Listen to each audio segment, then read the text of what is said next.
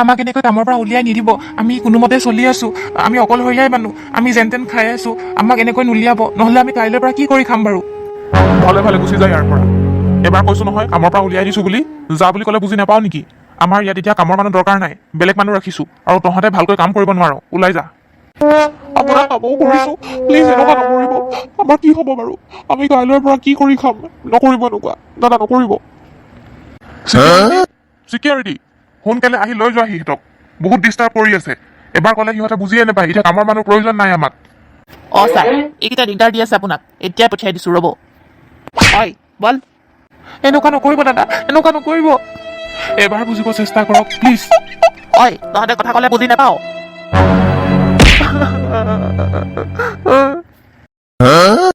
Security, সিহঁতক গতিয়াই বাহিৰ কৰি দে। বল বল। অ' ৰাম, এতিয়া পিছে কি কৰিম বুলি ভাবিছা? ফেক্টৰীৰ পৰাটো ওলাই দিলে, উপায়তো নাই। পটককৈনো কেনেকৈ আমি এতিয়া কাম এটা বিচাৰি লওঁ? আজিকালি হাজিৰা পাবলৈ দেখোন অসুবিধা হয়। এৰা, বৰ দুখৰ কথা হ'ল। এতিয়া কি যে কৰোঁ? ব'লা নহ'লে একেলগে যাওঁ, ক'ৰবাত কাম বিচাৰি চাওঁ, কিজানিবা ক'ৰবাত কিবা পাওঁৱেই। অঁ ব'লা ব'লা, অলপ আগলৈ গ'লে ফেক্টৰী এটা আছে, তাতে যদি কিবা এটা পাওঁ, কিবা এটা হ'লে হ'ব আৰু তাতে, নহ'লে যে উপায় নাই আৰু।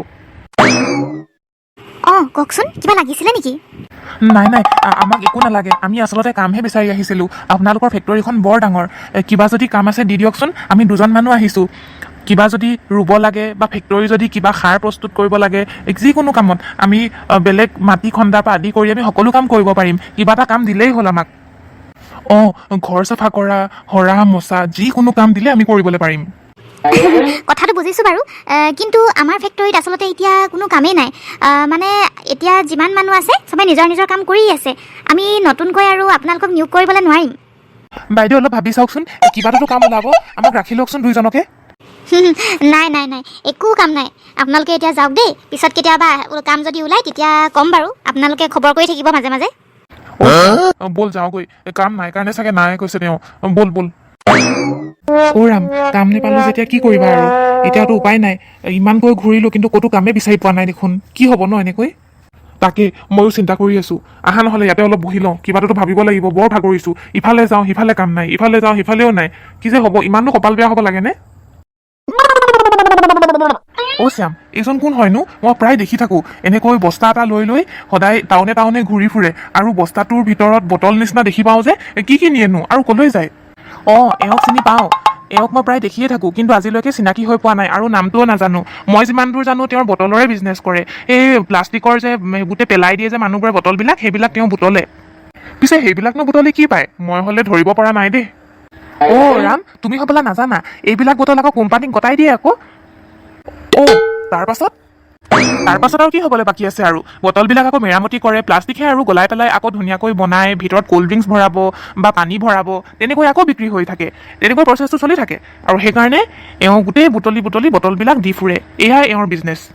পিছে তেওঁ মাহিলী পায় কিমান? সেইটোহে নাজানিম দেই, তেওঁক লগ পাব লাগিব, কথা পাতিব লাগিব, তেতিয়াহে গম পাম কথাবিলাক। অ' শ্যাম, ব'লাচোন নহ'লে চাওঁগৈ তেওঁ ক'ৰ পৰা বটল বুটলে, কেনেকৈ দিয়ে। কিছুমান কথা জানিব পাৰিলে ভাল আছিল, কাৰণ আমাৰো এতিয়া কাম নাই, কিজানিবা কিবা এটা সহায় হয়েই। এৰা, কথাটো বেয়া নহয়, ব'লা নহ'লে যাওঁ। অ' আজি ভালেমান কেইটা বটল আছে, ভালে হ'ব, মালিকক দিব পাৰিলে মালিকে বিৰাট ভাল পাব। এইটো দেখোন পানী আধা আছেই। মানুহবোৰ যে কি আৰু দেই, এনেকৈ পানী বটলবিলাক পেলাই দিয়ে। পানীৰ মূল্য কিন্তু একদম নুবুজে। পানী যে আমি কিমান ছেভ কৰিব লাগে সেয়া বুজিয়ে নাপায়। হ'ব, মোৰনো কি, মালিকৰ ওচৰত বটল কেইটা পোৱাই দিয়া গৈটোৱে আটাইতকৈ ডাঙৰ কথা। শুনিছা, এইফালে চোৱাচোন, তোমাৰ লগত আমি কথা পাতিব বিচাৰিছোঁ। লগত মোৰ নিচিনা মানুহ এজনৰ লগতনো বাৰু কথা থাকে নে? হ'ব হ'ব, কোৱাচোন বাৰু।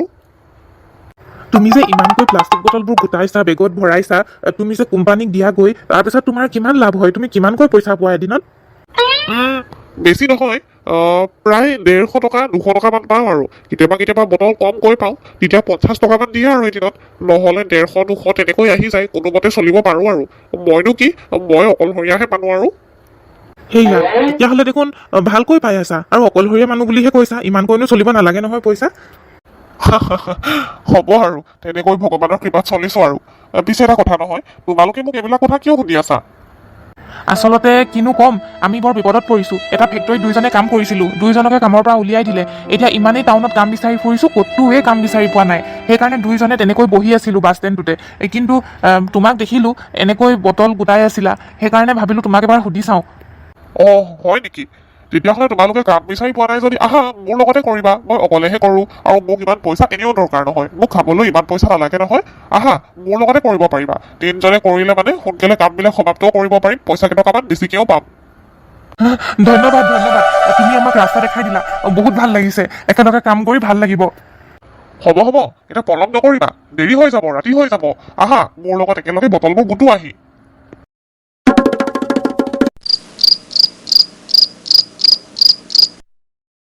পিছে যি কি নহওক, তোমাৰ লগত কাম কৰি কিন্তু ভাল লাগিল। মই জনাই নাছিলোঁ এইটো এটা ইমান ডাঙৰ কাম হ'ব পাৰে। কাইলৈ ওলাব, কাইলৈ আমাৰ ঘৰত আপোনালোকক লৈ যাম।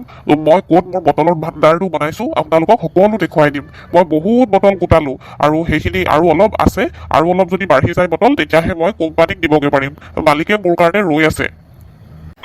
মই অথনিৰ পৰা এটা কথা মন কৰি আছোঁ, তুমি তলত কিয় বহি আছা? বিচনাত আহা আকৌ, আমাৰ ঘৰত এখনেই বিচনা আৰু এইটোৱে ৰুম আৰু একোৱে নাই। আহা আহা, ওপৰলৈ আহা, তেনেকৈ বেয়া লাগে নহয় তলত বহি থাকিলে। হ'ব হ'ব, মই ঘৰলৈকে যাওঁ। ঘৰটো আকৌ তলা চলা নাই নহয়, এনেকুৱা খোলা ঘৰ যে। কাইলৈ আহিব, কাইলৈ সকলো দেখুৱাম আপোনালোকক।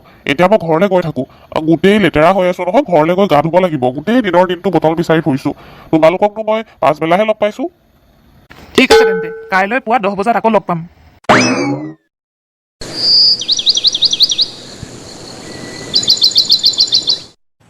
আপুনি আজি মালখিনি ইয়াতে থৈ যাওক।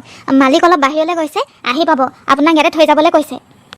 বাইদেউ, মই দুজন মানুহ আৰু আনিছোঁ, এও আপোনালোকৰ লগত কাম কৰিব। বটল বিচাৰি বিচাৰি বহুত আপোনালোকক দিম বুলি কৈছে, গতিকে মই লগতে লৈ আনিছোঁ। হ'ব ঠিক আছে, মালিকৰ লগত কথা পাতি ল'ব আপোনালোকে। আৰু বটল যোনে যিমান বেছি দিব পাৰে সিমানেই পইচা পাব। আৰু বহুত বেছি নহয়, 200তকৈ বেছি আমি পইচা নিদিওঁ। হ'ব বাইদেউ।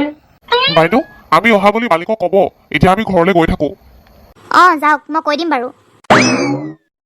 এয়াই মোৰ থকাৰ জেগা, চাই লোৱা তোমালোকে। টেহাই ভাবিছে তোমালোকৰ নিচিনা ইমানো ভাল নহয়। কোনোমতে আছোঁ আৰু, অকলশৰীয়া মানুহ কি কৰিবা। বৰষুণ দিলে বহুত অসুবিধা হয়, ওপৰৰ পৰা পানী পৰে।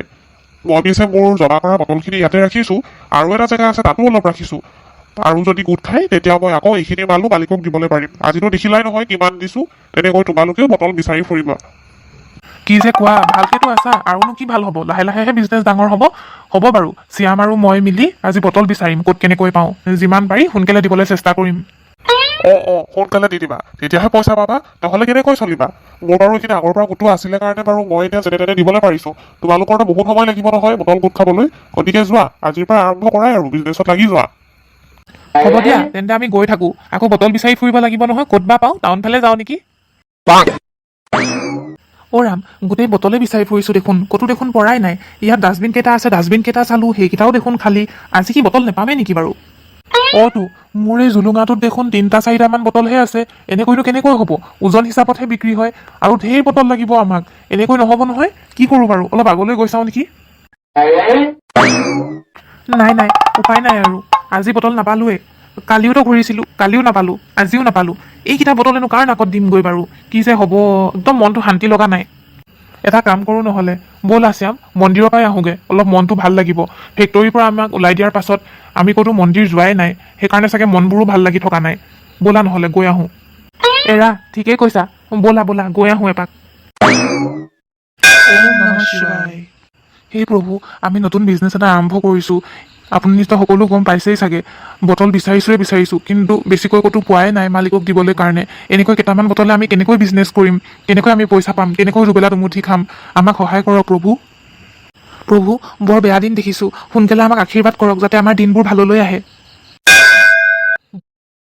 আজিয়ে খিচিৰি পাতি পালোঁ বুলিহে পেট ভৰাই খাবলৈ পাৰিম, নহ'লে যে কেনেকৈ খালোঁ হ'লে। ভাল যে পূজাখন পাতিছিলে মন্দিৰত, সেইকাৰণেহে পালোঁ, নহ'লেতো আমি ভোকত থাকিবলগীয়া হ'লহেঁতেন। ঠিকে কৈছা দেই ৰাম, কিমান যে দিন হ'ল ভালকৈ খোৱাই নাই একো, যেনে তেনে কৰি খাই আছিলোঁ। আজি পেট ভৰাই খাম দিয়া দুইটাই ইয়াৰ পৰা ভাগ কৰি। এইফালে শুনকচোন। কোৱাচোন, কোন হয় বাৰু তুমি? মোক সহায় কৰক। আচলতে মই বহুত দিনৰ পৰা ভোকত আছোঁ, একো খাবলৈ পোৱা নাই। মোৰ হাতত এই পানী বটলটোৰ বাদে আৰু একোৱেই নাই। মোক প্লিজ খাবলৈ দি দিয়ক। আপোনালোকৰ হাতত মই গৰম গৰম খিচিৰি দেখিছোঁ, মোৰ বৰ খাবলৈ মন গৈছে, মোৰ বৰ ভোক লাগিছে, প্লিজ দিয়ক না। অৱশ্যে তুমি মন্দিৰত যোৱা হ'লে তেনেকুৱা খিচিৰি বহুত পালা হ'লে, কিন্তু এতিয়াতো মন্দিৰো বন্ধ হৈ গ'ল, এতিয়া সন্ধিয়া হৈ আহিছে। হ'ব একো নাই দিয়া তুমি এটা কাম কৰা নহ'লে তুমি আমাৰ বাতি খিচিৰিকে লৈ যোৱা আমি বেলেগ কিবা খাই ল'ম তুমি চাগে বহুত দিনৰ পৰা ভোকত আছা তোমাৰ স্বাস্থ্য পাতি বৰ ঠিক দেখা নাই এই লোৱা, গৰম গৰম খিচিৰি তুমি খাই দিয়াগৈ যথেষ্ট গাটো ভাল পাবা আৰু তুমি বহুত ভোকত আছো বুলি কৈছা নহয় তোমাৰ পেট ভৰি যাব এয়া ভগৱানৰ খিচিৰি হয় এয়া ভোক দিছিলে এয়া খালে তুমি শক্তিও পাবা ধন্যবাদ মই ইমান দেৰিৰ পৰা বিচাৰি আছিলোঁ কোনো মোক দিয়া নাছিল আপোনাৰ পৰা এই সহায়কণ পালোঁ বহু বহু ধন্যবাদ আপোনালোকৰ সকলোৰে ভাল হওক আপোনালোকৰতো খাবলৈ এতিয়া একো নাই এটা কাম কৰক নহ'লে মোৰ হাতত পানী বটল আছে এয়াই লওক আপোনালোকৰ পিয়াহ মৰিব ধন্যবাদ ধন্যবাদ ক'ব কিয় লাগে ধন্যবাদটো মইহে ক'ব লাগে ইমান গৰম গৰম খিচিৰি বাতি আপোনালোকে আনি লৈছিল খাবলৈ আৰু আপোনালোকেতো মোক দি দিলে মোৰ বৰ ভাল লাগিল আপোনালোকে পিছে কি কৰে ক'ত থাকে মোৰ জানিবলৈ মন গৈছে মাজনী আচলতে আমি এটা বিজনেছ কৰি আছিলোঁ মানে ৰাস্তাত যে ডাষ্টবিনত পৰি থাকে বটলবিলাক সেইবিলাক উঠাই উঠাই আমি এটা কোম্পানীৰ হাতত দিবগৈ লাগে আমাৰ মালিকৰ হাতত আৰু যিমান আমি বটল দিবলৈ পাৰোঁ আমাৰ সিমানেই লাভ 150 টকা 200 টকাকৈ তেনেকৈ পাম কিন্তু দুৰ্ভাগ্যবশত যেতিয়াৰ পৰাই বিজনেছত সোমালোঁ তেতিয়াৰ পৰাই আমি বটল গোটাবই পৰা নাই কেইটামান গোট খালে কিন্তু সেইকেইটাত আচলতে আমাক পইচাও নিদিয়ে ওজনৰ ভিত্তিতহে দিয়ে আচলতে সেইকাৰণে আমি বটল বিচাৰি ফুৰিছিলোঁ কিন্তু নেপাই মেলি আমি মন্দিৰলৈ গৈছিলোঁ তাৰপিছত দেখিলোঁ পূজা পাতি আছিল তাৰ পৰাহে খিচিৰিখিনি আনিছিলোঁ সেইটো কথা মই কিন্তু আপোনালোকক এটা বুদ্ধি দিবলৈ পাৰোঁ ইমান অকণমানিজনীয়ে কি বুদ্ধি দিবানো কোৱাচোন কোৱা আপোনালোকে আজিলৈকে যিমানখিনি প্লাষ্টিক বটল গোটালে সেই আটাইখিনি মিলাই পেলাই এখন ধুনীয়া অটো ৰিক্সা বনাবলৈ পাৰিব আপোনালোকে বনাই চাবচোন আৰু ইচ্ছা কৰিলে আপোনালোকে বহুত তেনেকুৱা ৰিক্সা বনাবলৈ পাৰে আপোনালোকৰ যে লগৰজন আছে তেওঁৰ হাতততো ভালেখিনি বটল আছে সেইখিনিৰ সহায়তো পাৰিব আপোনালোকে তেনেকৈ অটো ৰিক্সা চলাই আপোনালোকে খাবলৈ পাৰিব এবাৰ চেষ্টা কৰি চাবচোন কথাটো হয় দেই আমিতো সেইটো ভবাই নাই ৰ'বাচোন ৰ'বা তুমি পিছে কেনেকৈ গম পালা আমাৰ লগৰটোৰ ওচৰত যে বটলখিনি আছে